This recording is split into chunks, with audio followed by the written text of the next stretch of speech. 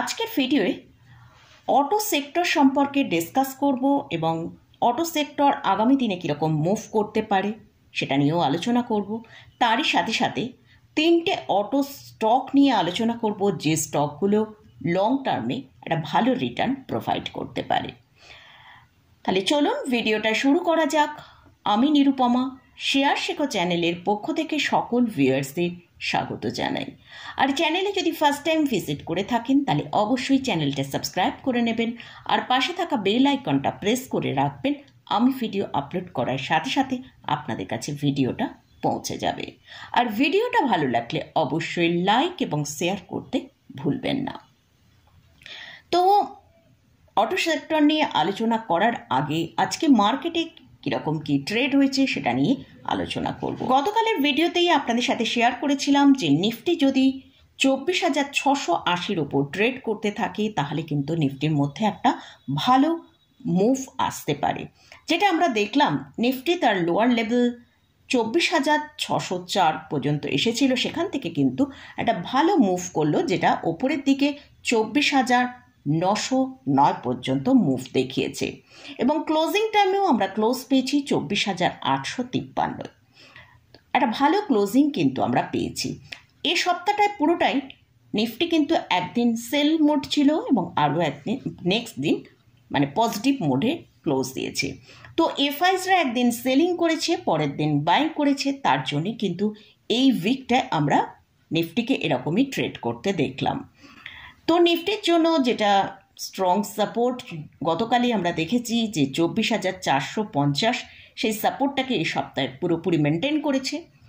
তো এরপরে আমরা যদি ব্যাংক নিফটির দিকে দেখি, ব্যাংক নিফটিও গতকাল আপনাদের সাথে শেয়ার করেছিলাম যদি 55,000-এর ওপর ট্রেড করতে থাকে তাহলে কিন্তু ব্যাংক নিফটির মধ্যেও একটা ভালো মুভ আসবে। সেরকম আজকে আমরা দেখলাম ব্যাংক নিফটিও 55,441 পর্যন্ত হাই তৈরি করেছে এবং ক্লোজিং টাইমে ভালো জায়গাতেই ক্লোজ দিয়েছে, যেটা 55,398-তে, অর্থাৎ 456 পয়েন্ট পজিটিভে ব্যাংক নিফটিও আজ মুভ করেছে। তো নিফটি ব্যাংক নিফটির লেভেল নিয়ে ডিসকাস করব সানডে ভিডিওতে। তো আজকে মোটামুটি আমরা নিফটি এবং ব্যাংক নিফটিতে যে ক্লোজিংটা পেয়েছি খুব ভালো একটা ক্লোজিংই পেয়েছি। এবারে অটো সেক্টর সম্পর্কে আলোচনা করব। আমাদের ইন্ডিয়ান অটোমোটিভ ইন্ডাস্ট্রি হলো যে অটো মার্কেট রয়েছে তার মধ্যে কিন্তু 5th লার্জেস্ট পজিশনে রয়েছে এবং কমার্শিয়াল ভেহিকলস ম্যানুফ্যাকচারিংয়ের দিক থেকে কিন্তু 7th লার্জেস্ট পজিশনে রয়েছে। 2021 সালে ভারতের যে প্যাসেঞ্জার কার মার্কেটের ভ্যালু ছিল সেটা $33 বিলিয়ন। এটাই আশা করা হচ্ছে 2027 সালে এর ভ্যালু $55 বিলিয়ন পৌঁছে যাবে। অর্থাৎ এই অটো সেক্টরের মধ্যে কিন্তু একটা ভালো র্যালি আসার সম্ভাবনা আছে। অটো সেক্টরের মধ্যে আমরা রিসেন্ট দেখেছিলাম ভালো ডিক্লাইন এসেছিল, এখন সেখান থেকে কিন্তু অনেকটা ভালো পজিশনে রয়েছে এবং লং টার্মে কিন্তু এই অটো সেক্টরের মধ্যে ভালো আপসাইড আসতে পারে। তো এই অটো সেক্টরের মধ্যে থেকেই আজকে তিনটে অটো স্টক নিয়ে, অটো সেক্টরের তিনটে স্টক নিয়ে আলোচনা করব, যাদের ফান্ডামেন্টাল এবং ফাইন্যান্সিয়াল কন্ডিশন অনুযায়ী খুবই তারা ভালো পজিশনে বিলং করছে। তো ফার্স্ট যে স্টকটা নিয়ে আলোচনা করছি সেটা হচ্ছে টাটা মোটর। স্টকের কারেন্ট প্রাইস চলছে 719 টাকা। স্টকটা টাটা গ্রুপের কোম্পানি, এটা হচ্ছে ইন্ডিয়ান মাল্টি ন্যাশনাল কোম্পানি। এই কোম্পানির হেডকোয়ার্টার হচ্ছে মুম্বাইতে। এরা বিভিন্ন ধরনের গাড়ি তৈরি করে, যেমন কার, স্পোর্টস ইউটিলিটি ভেহিকলস, ট্রাকস, বাস, বিভিন্ন ধরনের গাড়িরা প্রস্তুত করে। আর এরা বিভিন্ন দেশের সাথেও এদের বিজনেসটা রয়েছে, যেমন UK, south Korea, south Africa, China, Brazil, বিভিন্ন দেশের সাথে আছে। আর এদের সব থেকে লাক্সারি কার সেটা হচ্ছে জাগুয়ার ল্যান্ড রোভার। এদের সেলস কিন্তু মানে 2025-এর যে সেলস হয়েছে খুব ভালো ভলিউমে এদের সেলসটা হয়েছে। এই কোম্পানি ফান্ডামেন্টালি খুবই স্ট্রং কোম্পানি। এদের মার্কেট ক্যাপিটালাইজেশন 2,64,000 করোড়। স্টকের কারেন্ট পি চলছে 11.2। আমরা যদি ইন্ডাস্ট্রি পি দেখি সেখানে 24.46। স্টকটা কিন্তু এখন অনেকটা নিচের দিকের প্রাইসে রয়েছে, অর্থাৎ আন্ডার ভ্যালুড অবস্থায় রয়েছে। তো এই স্টকের আরওই হচ্ছে 23.6%, আরওসি হচ্ছে 20%। এই কোম্পানি ভালো ডিভিডেন্ড পে করে।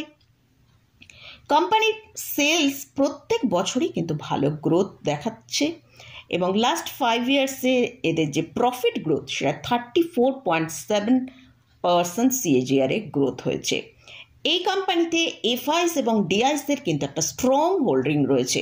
এফআইএসের হোল্ডিং হচ্ছে 17.84%, ডিআইএসের হোল্ডিং আছে 16.88%।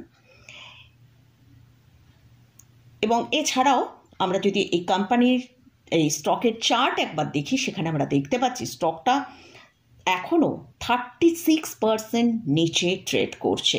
তাই এই স্টকটা কিন্তু আমরা এখন অনেকটা নিচের দিকের দামে পাচ্ছি। তো এই স্টকটাকে কিন্তু আমাদের পোর্টফোলিওর জন্য অবশ্যই ওয়াচে রাখা যেতে পারে। নেক্সট যে স্টকটা নিয়ে আলোচনা করছি সেটা হচ্ছে হিরো মোটরস। স্টকের কারেন্ট প্রাইস চলছে 4,312 টাকা। এই স্টকটা তার হায়ার লেভেল থেকে এখনও প্রায় 30% নিচে ট্রেড করছে। এই কোম্পানি ইন্ডিয়ার ফার্স্ট মোটরসাইকেল ম্যানুফ্যাকচারিং কোম্পানি। এটাও একটা লার্জ ক্যাপ ক্যাটাগরি স্টক। এদের market capitalization 86,241 crore. Current P চলছে 19.7, ইন্ডাস্ট্রি পি 24.46। এই স্টকটাও কিন্তু এখনো অনেকটা আন্ডার ভ্যালুড প্রাইসেই রয়েছে। এই কোম্পানি হেলদি ডিভিডেন্ড পে করে। এদের আরওই হচ্ছে 23.7%, আরওসি হচ্ছে 31.2%। এটা একটা অলমোস্ট ডেট ফ্রি কোম্পানি। এই কোম্পানিরও সেলস এবং নেট প্রফিটের মধ্যে আমরা প্রত্যেক বছরে ভালো গ্রোথ দেখতে পাচ্ছি। লাস্ট যে স্টকটা নিয়ে আলোচনা করছি সেটা হচ্ছে মাহিন্দ্রা অ্যান্ড মাহিন্দ্রা। এই স্টকের কারেন্ট প্রাইস চলছে 3,016 টাকা। এদের এই মাহিন্দ্রা অ্যান্ড মাহিন্দ্রারের যে এদের ডাইভার্সিফাইড অটোমোবাইল কোম্পানি। এরা 2 wheelers, 3 wheelers, PVS, CVS, tractor বিভিন্ন ধরনের কার প্রস্তুত করে। এদের মার্কেট ক্যাপিটালাইজেশন 3,75,000 করোড়ের ওপর। আরওই হচ্ছে 18%, আরওসি হচ্ছে 14.1%। এই কোম্পানি খুব ভালো ডিভিডেন্ড পে করে। এই কোম্পানিতে এফআইএস এবং ডিআইএসদের কিন্তু একটা ভালো পজিশন হোল্ডিংয়ে রয়েছে। এফআইএসদের পজিশন হচ্ছে 38.30%, ডিআইএসদের হোল্ডিং হচ্ছে 29.71%। এই স্টকটাও কিন্তু ফান্ডামেন্টালি এবং ফাইন্যান্সিয়ালি খুব স্ট্রং কোম্পানি। তবে এই স্টকে ডেপ্ট বেশ অনেকটাই রয়েছে। তো এবং এদের যে ক্যাশ ফ্লোটাও সেটা কিন্তু পজিটিভে ট্রেড করছে। তো এই স্টকগুলো অবশ্যই কিন্তু অটো সেক্টরের মধ্যে থেকে আমাদের ওয়াচ লিস্টে রাখা যেতে পারে। তবে এই স্টকগুলো কোনো রকম কোনো বাই রেকমেন্ডেশন নেই। এই স্টকের কোথাও যদি কোনো পজিশন নিতে চান অবশ্যই তার আগে ভালো করে চার্ট অ্যানালিসিস করে নিয়ে তারপরই পজিশন নেবেন। তো এই সব স্টকের মধ্যে আমি কোনো রকম কোনো বাই রেকমেন্ডেশন করছি না। তো মোটামুটি আজকের মতন ভিডিওটা এখানেই শেষ করছি। ভিডিওটা যদি ভালো লাগে অবশ্যই লাইক করবেন, শেয়ার করবেন, সাবস্ক্রাইব করবেন। ধন্যবাদ।